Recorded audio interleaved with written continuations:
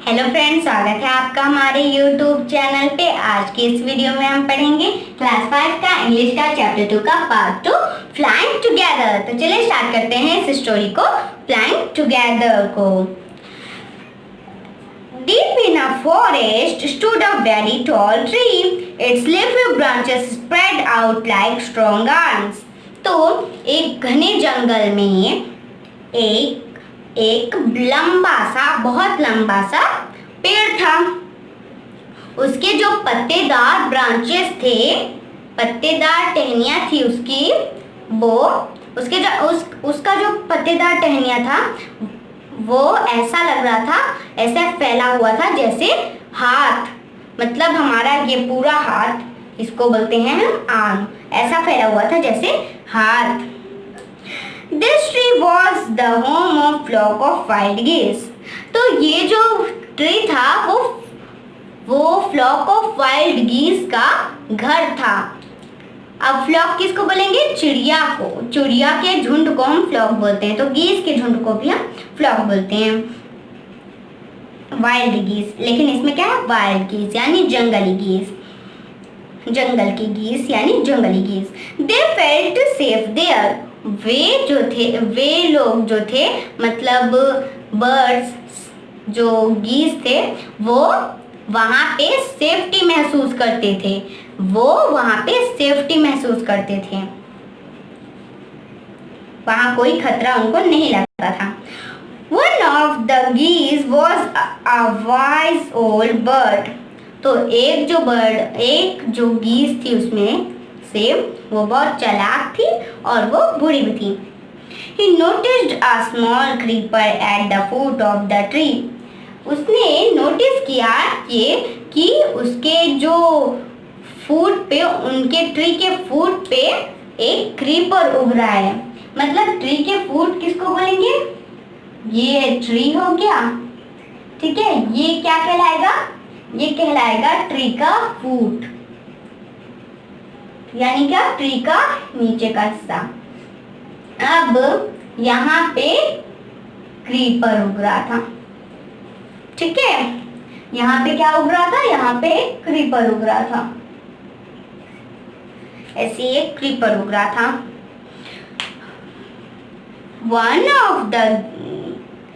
He spoke to the other birds about it. तो उसने ये बात और भी गीस को बताई कि हमारे ट्री के नीचे, ट्री के फूट पे यानी यहाँ ट्री के फूट पे एक क्रीपर उग रहा है। Do you see that creeper? उसने कैसे कहा? क्या तुम उस क्रीपर को देख सकते हो? उसने उनसे कहा, he said to them, let us destroy it. तो फिर उसने क्या कहा? चलो हम उसे खत्म कर देते हैं। Why? उन लोग क्या बोल रहे हैं कि why must we destroy it? asked the geese in surprise. तो गीस जो थे वो चौंक कर बोले कि हम उन्हें क्यों खत्म करें, हम उसे क्यों खत्म करें? It is so small, what harm can it do? तो फिर अब उन लोग क्या बोल रहे हैं कि वो बहुत छोटा है, वो हमें क्या तकलीफ पहुंचा सकता है? My friends, replied the old bird, that little creeper was soon grow. As it creep up this tree, it will become thick and strong. तो फिर अब क्या बोल रहे हैं? उसने जवाब दिया, मेरे दोस्तों, ये जो छोटा सा, क्या बोलते हैं, क्रीपर है, ये जो छोटा सा क्रीपर है वो जल्द ही बड़ा हो जाएगा, और जैसे जैसे वो बड़ा होएगा वो पूरे ट्री को क्रीप कर लेगा और वो मोटा बन जाएगा और वो ताकतवर भी। तो उसने कहा कि वो मोटा और ताकतवर भी हो जाएगा। What of that? asked the geese. What harm can a creeper do us? तो अब क्या बोल रहे हैं कि उससे क्या होता है? अब सारे गीस बोल रहे हैं कि अब उससे क्या होता है, हमें एक क्रीपर क्या नुकसान पहुंचा सकता है। फिर से वो वही बोल रहे हैं कि हमें क्रीपर को क्या नुकसान पहुंचा सकता है।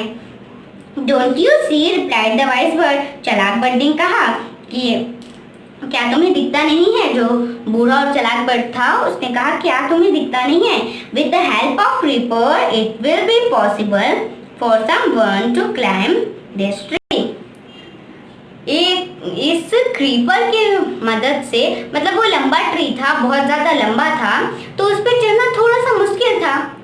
तो अगर एक क्रीपर, मोटा सा क्रीपर इस पे आ जाएगा तो कोई भी आसानी से इस ट्री पे को क्लाइंब कर लेगा।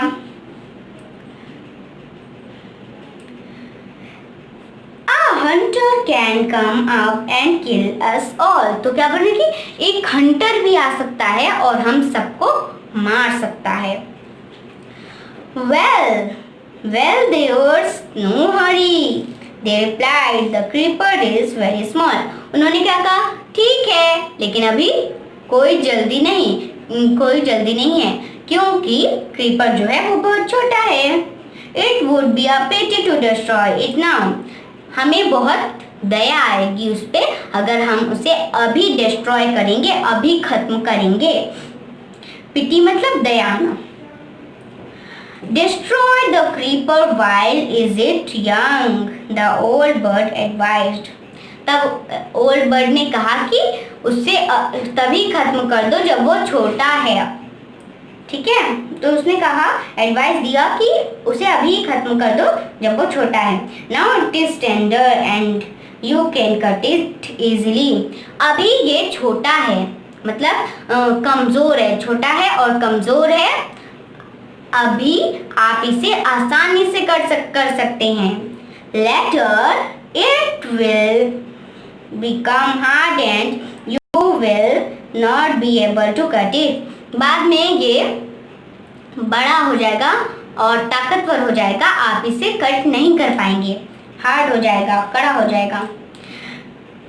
We will see answered the birds। तो सारे बर्ड्स ने कहा कि हम देख लेंगे। उन्होंने ऐसा कहा। But they did not destroy the creeper। लेकिन उन्होंने क्रीपर को खत्म नहीं किया। They forget the wise old bird's advice। वे बूढ़े चालाक बर्ड की एडवाइस को भूल गए। Forgot मतलब भूल गए। As the creeper grew, it began winding the tree its way up the tree। तो जैसे जैसे वो बड़ा हुआ, मतलब जैसे जैसे वो बढ़ रहा था, वो ऐसे घुमावदार ऐसे पूरा ऊपर चढ़ जा रहा था ट्री पे ना। तो अगर क्रीपर जैसे एक क्रीपर स्टिक पे भी क्लाइंब करेगा तो ऐसे करके वो ऊपर ही बढ़ता है, तो पेड़ पे भी वो ऊपर ही बढ़ता है। ठीक है, तो वो पेड़ पे भी ऐसे ही बढ़ रहा था, ऊपर बढ़ रहा था। फिर उसके बाद stronger and stronger it became until it was as strong as a thick rope। तो वो ताकतवर होता गया जब तक कि वो एक मोटी रस्सी की तरह ताकतवर और मोटा नहीं हो गया। One morning when the geese gone out in search of food, a hunter came to the forest। तो एक सुबह जब सारे के सारे गीस अपने खाने की खोज में गए थे सुबह, तब हंटर जंगल में आया। So this is where the wild geese live, he said to himself। उसने खुद से कहा, अच्छा तो ये वो पेड़ है जिसपे ये जंगली गीज रहती हैं। उसने ऐसे कहा, खुद से कहा उसने। When they come back in the evening, I shall catch them। तो उसने कहा कि जब वो शाम को आएंगे मैं उन्हें पकड़ लूंगा। The hunter climbed up the tree with the help of the creeper। तो शिकारी जो था वो क्रीपर की मदद से वो ऊपर चढ़ा ट्री पे। जैसा कि ओल्ड बर्ड ने कहा था कि वो कोई भी शिकारी आके हमारे ट्री पे चढ़ सकता है इस क्रीपर की मदद से, तो वैसा ही हुआ। He got to the top and spread his net there. तो वो एकदम ऊपर जब पहुंच गया तो उसने अपने जाल को वहां फैला दिया. Then he climbed down and went away. फिर वो ट्री से नीचे उतर गया और दूर चला गया. In the evening, the geese returned home. They did not notice the net. तो फिर शाम में जब गीस वापस आए उन्होंने नेट की तरफ ध्यान नहीं दिया. As they flew into the tree, they were trapped. तो फिर जैसे उन्होंने ध्यान नहीं दिया तो वो ट्री में चली गई और वो फंस गई. सारी की सारी बर्ड्स फंस गई. They struggled hard to get out. उन्होंने निकलने बहुत मुश्किल बहुत कोशिश की निकलने की. जाल जो था, जाल में आप देखोगे, आपने बहुत सारी कहानी में सुना होगा कि जाल में बर्ड्स को फंसाते हैं, तो वैसे ही इसमें भी फंसा दिए. तो उन्होंने बहुत कोशिश की जाल से निकलने की, बट कुड नॉट, लेकिन नहीं निकल पाए. हेल्प हेल्प क्राइड द गीस. सारे गीस ने कहा, चिल्लाया, मदद करो मदद करो, help help. We are caught in a hunter's net. Oh what shall we do. तो अब उन लोग चिल्ला रही हैं कि हेल्प करो, हम हंटर के शिकारी के जाल में फंस गए हैं, हम क्या करें. डोंट मेक अ फुस now said the wise bird. तो चालाक बर्ड थी, उसने कहा कि अब ये रोना धोना मत करो. Long ago I told you to destroy the creeper, but you did not. तो उसने कहा कि अब ये रोना धोना बंद करो. मैंने बहुत पहले तुमको कहा था, जब ये छोटा था क्रीपर, तभी मैंने तुमको कहा था कि इसे कट कर दो, लेकिन तुम इसे डिस्ट्रॉय कर दो, लेकिन तुमने नहीं माना. Now see what has happened. अब देखो क्या हुआ. Tomorrow morning the hunter will come back and kill us all. तो क्या बोल रहे कि कल सुबह शिकारी आएगा और हम सबको मार देगा. We were foolish, wept the birds. Birds रो रो के बोलने लगी कि हम बेवकूफ थे. We are sorry, we are very sorry, we did not listen to you. आप क्या बोल रहे हैं कि हमें माफ कर दो, हम तुमसे माफी मांगते हैं, हम लोग को माफ कर दो, हम तुमसे माफी मांगते हैं.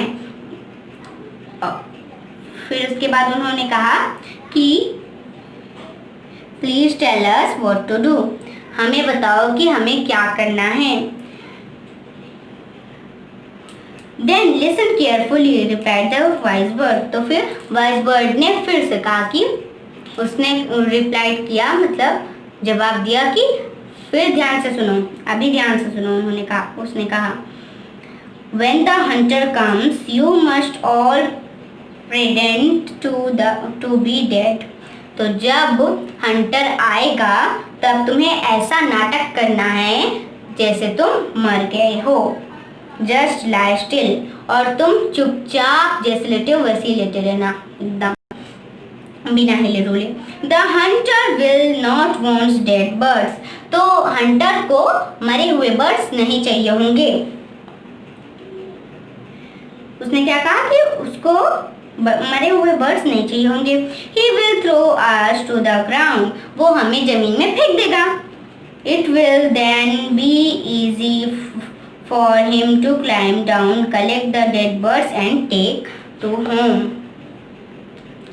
When the last of us been thrown down, we must quickly get up and fly away. तब उन लोग क्या बोल रहे हैं कि जब हंटर हमें एक एक करके नीचे फेंकेगा, तो जब हम में से एक लास्ट तक के वो नीचे फेंक देगा, तब हम सबको जल्दी से उठ के उड़ जाना है. We must quickly get up and fly away. In the morning, the hunter came to tree and climbed up. तो फिर अगली सुबह जब हंटर आया ट्री के पास और उस पर चढ़ गया, he looked at geese in the net. उसने गीस की तरफ देखा जो नेट में थी. They all are dead, they are all dead मतलब वे सब मर गई थी। He muttered to himself. He threw them out of the net one by one. तो फिर अब उसने खुद से मटर मतलब धीरे धीरे बात करना, उसने खुद से बड़बड़ाना मतलब धीरे धीरे खुद से बात करना। उसने खुद से धीरे धीरे बात की। फिर उसके बाद उसने सारे बर्ड्स को एक एक करके नीचे फेंकना स्टार्ट किया। उसने सबको एक एक करके फेंकना स्टार्ट किया। The birds lay still until the last one had been thrown down. तब वे सब तब तक लेटी रही, सारी बर्ड्स तब तक के लेटी रही जब तक के जो हंटर था, शिकारी, उनकी लास्ट बर्ड को नहीं फेंक देता। Then all at once they got up, flapped their wings and flew away. तो वे सब जब लास्ट में बर्ड्स फेंक दी उसने, हंटर ने, तब वे सब अपने पंख को फड़फड़ाई और उड़ गई। The hunter was taken by surprise. Hunter को मतलब उसको आश्चर्य हुआ कि ये तो मर गई थी, ये कैसे वापस जिंदा हो गई। वो सरप्राइज हो गया। From the top of the tree, he watched all the geese fly away. वो ट्री के ऊपर बैठ के देख रहा था कि सारी की सारी बर्ड्स उड़ गई। तो चलिए इसके न्यू वर्ड्स कर लेते हैं। पहला है गीज। गीज क्या होता है? Plural of goose, large web footed bird. मतलब गीज क्या है? गूज का प्लूरल है। गूज मतलब गूज तो एक बर्ड का नाम है, लेकिन गूज मतलब एक ही गूज, लेकिन गीज मतलब बहुत सारे गूज को हम गीज बोलेंगे। ये क्या है? ये सिंगुलर है, ये प्लूरल है। तो इसमें क्या है? सिंगुलर प्लूरल भी है। और हमें कैसे पता चलेगा कि वो गूज हैं? उनके पैर जो हैं वो बड़े बड़े और जाले टाइप के होते हैं। वेल देन क्रीपर को क्या बोलेंगे हम? A plant who need support to grow, usually along a wall और अ ट्री। तो एक प्लांट जिसको सपोर्ट की जरूरत हो, मतलब जैसे यूजली मतलब जैसे दीवार की, या क्या लिखा है इसमें? ट्री की। इसमें क्या, इस स्टोरी में किसकी जरूरत थी? इस स्टोरी में ट्री था, और बहुत सारी जगह भी वॉल में भी होता है, और अगर आप स्टिक लगा दें तो उसमें भी वो क्रीप कर लेता है। विंडिंग का मतलब सर्कुलर शेप, स्पाइरल कोर्स मतलब घुमावदार। विंडिंग मतलब घुमावदार। न्यू वर्ड्स आए हैं। फोर्थ है मटर्ड। मटर्ड मतलब spoken in low tone. English में है स्पोकन इन लो टोन, और हिंदी में धीरे आवाज में बोलना। इसी को हम क्या बोल रहे हैं? हिंदी में बोल रहे हैं धीरे आवाज में बोलना। Then fifth flapped. फ्लैप्ड मतलब move wings up and down. English में क्या है? Move wings up and down मतलब पंखों को ऊपर नीचे फड़फड़ाना, ऊपर नीचे करना, ऊपर नीचे हिलाना। तो उसे क्या बोलते हैं? और एक और शब्द उसको क्या बोलते हैं? फड़फड़ाना। जैसे आपने देखा होगा बर्ड्स को अगर पत्थर लग गया तो उन लोग ऐसे जल्दी पंख हिला के उड़ते हैं, तो वो जल्दी नीचे ऊपर करते हैं, तो उसको फ्लैप्ड बोलते हैं। ठीक है, तो आपको सारे न्यू वर्ड्स के मीनिंग समझ में आ गए ना? अब इसके कुछ क्वेश्चन आंसर्स कर लेते हैं। पहला है वेयर डिड द गीज लिव। तो जो गीज थी वो कहाँ रहती थी? गीज जो थी वो कहाँ रहती थी? गीज रहती थी ऑन अ टॉल ट्री। गीस एक लंबे से पेड़ पे रहती थी। हमें पहले ही बताया है कि लंबा सा पेड़ ट्रीज का घर था, उस पे रहती थी वो। Then second, why did the old bird advise the other birds to destroy the creeper? तो जो बूढ़ी बर्ड थी उसने सारे बर्ड्स को वो क्रीपर को खत्म करने के लिए क्यों कहा? सारी बर्ड्स को ओल्ड बर्ड ने क्रीपर को खत्म करने के लिए क्यों कहा? फिर अब answer, because a Hunter can climb up the tree easily with the help of creeper. तो उस क्रीपर की मदद से कोई भी हंटर और कोई भी उस पे पेड़ पे आसानी से चढ़ सकता है और उन लोग को मार सकता है।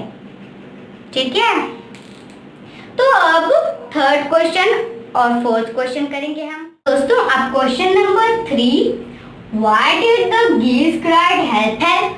तो जो गीस थी वो हेल्प हेल्प क्यों चिल्लाई? वो क्यों चिल्लाई हेल्प हेल्प, मदद करो, क्यों चिल्लाई वो? Because they were caught in net. Answer, because they were caught in net. क्योंकि वो नेट में शिकारी के जाल में फंस गई थी, इसलिए वो चिल्ला रही थी हेल्प करो, मदद करो। Then question number 4, what did the hunter do when he thought that the geese were dead? तो हंटर ने क्या किया जब उसे पता चला कि गीस मर चुकी हैं? हंटर ने क्या किया जब उसे पता चला कि गीस मर चुकी हैं? Answer, hunter throw them on the ground. Hunter ने उन्हें ग्राउंड में यानी जमीन पे फेंक दिया। ठीक है, अब हम क्वेश्चन 5 कर लेते हैं। Why did the geese pretend to be dead? तो गीस जो थी उन्होंने मरने का नाटक क्यों किया? गीस ने मरने का नाटक क्यों किया? बिकॉज क्योंकि they want to come out of from the net. क्योंकि वो जाल से, जो हंटर ने जाल बिछाई थी उससे बाहर आना चाहती थी, इसीलिए उन्होंने मरने की एक्टिंग की। तो अब आपके बुक में पेज नंबर 33 में ये भी दिया है, question number 6, describe one incident when you got into trouble because you did not do your work on time। तो क्या बोले कि एक ऐसी घटना बताओ जिसमें आपने अपना काम समय पे नहीं किया है, इसी वजह से आप मुसीबत में हैं, हो गए हो, ऐसी कोई घटना।